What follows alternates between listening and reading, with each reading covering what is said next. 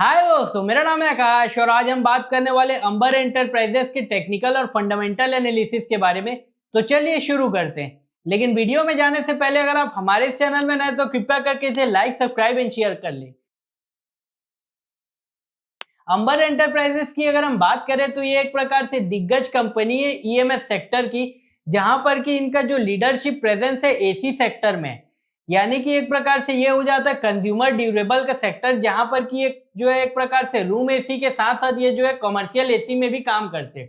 और इसी के साथ साथ हाल फिलहाल में कंपनी जो इलेक्ट्रॉनिक मैन्युफैक्चरिंग सेक्टर में एग्रेसिव तरीके से बढ़ रही है। तो चलिए अब हम इस कंपनी के टेक्निकल एनालिसिस कर लेते हैं। इस कंपनी के चार्ट्स की तरफ हम चले तो जैसा कि आप लोग देख पा रहे होंगे, इस कंपनी का शेयर प्राइस जो है ऑल टाइम हाई पे, जिसको कि हमने जो है येलो कलर के सर्कल से डिनोट किया है और इसके शेयर प्राइस को डिनोट भी किया है। क्रिटिकल रेजिस्टेंस की हम बात कर ले, जिसको कि आप लोग ब्लैक लाइन से देख पा रहे होंगे, इसे हमने लिखा नहीं है लेकिन इतना वीडियो हो गया तो आप लोग समझ पा रहे होंगे। यहाँ पर ये जो है ऑल टाइम हाई पे और इसका 20 पीरियड मूविंग एवरेज से ऊपर है, जो कि एक प्रकार से मोमेंटम को बता रहा है। और इसी के साथ साथ इसके आरएसआई की भी बात कर ले तो वो भी जो है उसका लेवल जो है 20 पीरियड मूविंग एवरेज से ऊपर है। उसका अगर वैल्यू की बात कर ले तो वो 63 के आसपास है, यानी कि 60 से ऊपर है, जो कि इसे मोमेंटम में बता रही है। इसी के साथ साथ इसके टॉप लाइन और बॉटम लाइन की बात कर ले, यानी कि रिवेन्यू की और ईपीएस की, तो वो भी बहुत स्पीड से बढ़ रहे हैं, जिसको कि आप लोग देख सकते हैं। इस वजह से इस कंपनी के शेयर प्राइस को फ्यूल मिल रहा है, जिसके कारण इस कंपनी का शेयर प्राइस जो ऑल टाइम हाई बनाता जा रहा है, जो कि एक प्रकार से निवेशकों के बीच जो है बहुत ज्यादा अट्रैक्टिव है। तो चलिए अब हम इस कंपनी के शेयर होल्डिंग को जाकर देखने की कोशिश करते हैं कि वहां क्या हिसाब से चीजें चल रही हैं। इस कंपनी के शेयर होल्डिंग की हम बात कर ले तो प्रमोटर का अगर आप परसेंटेज देखें तो धीरे धीरे करके उन्होंने गिरा है।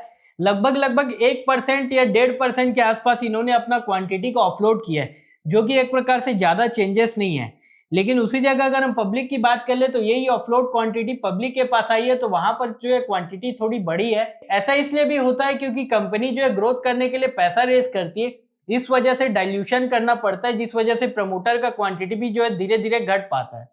इसके बाद हम एफआईआई की बात कर ले तो वहां पर आप करंट क्वार्टर में अगर देखने की कोशिश करें तो वहां पर बढ़ी है इसकी क्वांटिटी। और डीआईए की बात कर ले तो पिछले कुछ क्वार्टर से धीरे धीरे करके क्वांटिटी घटी है। और इसी के साथ साथ नॉन इंस्टीट्यूशनल यानी कि रिटेल की बात कर ले तो उसकी क्वांटिटी 16% से जो है धीरे धीरे घट के जो है 13% के आसपास आ चुकी है। पिछले बार से बात कर ले तो यहाँ पर से थोड़ी ज्यादा बढ़ी है। और इसी के साथ साथ नंबर ऑफ शेयर होल्डिंग की भी बात कर ले तो वहां पर भी धीरे धीरे करके राइज है, लेकिन उतना ज्यादा नहीं है। यहाँ पर ये बताया जा रहा है कि यहाँ पर बड़े लोगों के पास जो है हैंडफुल लोग हैं जिनके पास ज्यादा से ज्यादा क्वांटिटी जो है प्रेजेंट है। इसको भी हमने एक प्रकार से बिग शार्क के आइकॉन के हिसाब से भी बना के दिखाया है। यहाँ पर जो है कम लोग हैं जिनके पास जो है ज्यादा क्वांटिटी ऑफ शेयर है, जिस वजह से इस कंपनी का जो ट्रेंड है वो बहुत अच्छे से बरकरार है। तो यहाँ पर हमने बात कर लिया इस कंपनी के टेक्निकल एनालिसिस के बारे में, जो कि एक प्रकार से बहुत बढ़िया बता रहा है इस कंपनी के शेयर प्राइस के लिए। तो चलिए अब हम इस कंपनी के फंडामेंटल एनालिसिस के बारे में बात कर लेते हैं, जिससे कि आपको और हमें जो एक कंपनी के बारे में थोड़ा पता चल पाएगा। जहां पर कि हम की नंबर्स की बात कर ले तो आप लोग देख पा रहे होंगे ये कंज्यूमर ड्यूरेबल सेक्टर में काम करती कंपनी। और इसी के साथ साथ यहाँ पर एयर कंडीशनर का दिया गया है। और ये कंपनी का मार्केट कैप की अगर हम बात कर ले तो 28,000 करोड़ के आसपास है, जो कि एक प्रकार से सिग्निफिकेंट है, जिस वजह से इसको एक प्रकार से स्मॉल कैप की कैटेगरी में ले आता है। और इसके पी रेशियो की बात कर ले तो 103 है, जो कि इसे एक प्रकार से एक्सपेंसिव बताने का काम किया जा रहा है। और यही सेम चीजें जो है प्राइस टू बुक पे भी दिखती है, यानी कि ये कंपनी जो अपने प्राइस टू बुक का लगभग 8.5 टाइम ट्रेड कर रही है। और पीजी ग्रोथ की बात कर ले, ग्रोथ आधारित वैल्यूएशन की, तो वहां पर भी ये जो बहुत एक्सपेंसिव ट्रेड कर रही है, जहां पर कि अपने ग्रोथ का लगभग 11 गुना के आसपास जो है ट्रेड करने का काम कर रही है। इसके बाद इस कंपनी के प्रॉफिटेबल रेशियो की तरफ हम चले, जहां पर कि return on equity, capital employed और एसेट की बात कर ले तो उसको भी आप लोग बढ़ते हुए देख सकते हैं, जो कि पिछले क्वार्टर में कुछ समय के लिए रुका हुआ था, जो कि एक प्रकार से बढ़ता हुआ ट्रेंड बहुत अच्छा बता रहे हैं इस कंपनी के वर्किंग कैपिटल के लिए।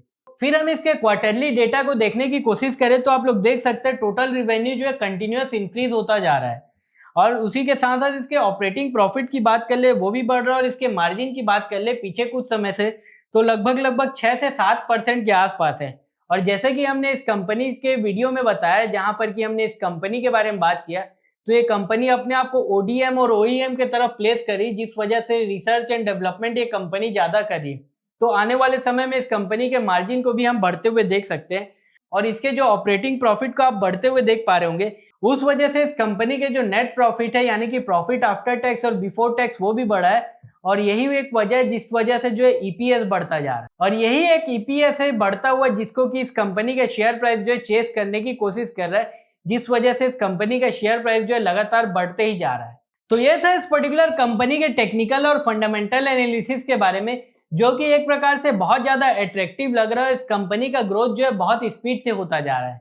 अगर आपको इससे रिलेटेड कोई डाउट हो तो आप कमेंट करके बता सकते हैं। और यहाँ पर मैं एक डिस्क्लेमर भी देना चाहता हूँ, यहाँ पर कोई भी प्रकार की बाइंग और सेलिंग रिकमेंडेशन नहीं दी जाती, क्योंकि कई बार ऐसा भी होता है कि जिस शेयर को हम देखते हैं वहां पर कुछ न्यूज आ जाती है और कुछ ड्रास्टिक चेंज हो जाते हैं, जिस वजह से आपको अगर इस कंपनी में निवेश करें तो उसमें लॉस भी हो सकता है। इस वजह से हम आपको ये सलाह देते हैं कि आप अपने फाइनेंशियल एडवाइजर या फाइनेंशियल कंसल्टेंट के थ्रू अपनी बाइंग और सेलिंग की रिकमेंडेशन लें, क्योंकि आपके पैसे की जिम्मेदारी आपसे बेहतर और कोई नहीं जानेगा। तो आज के लिए बस इतना ही दोस्तों। ऐसी और जानकारी जानने के लिए आप हमारे इस चैनल को लाइक, सब्सक्राइब एंड शेयर करें। धन्यवाद।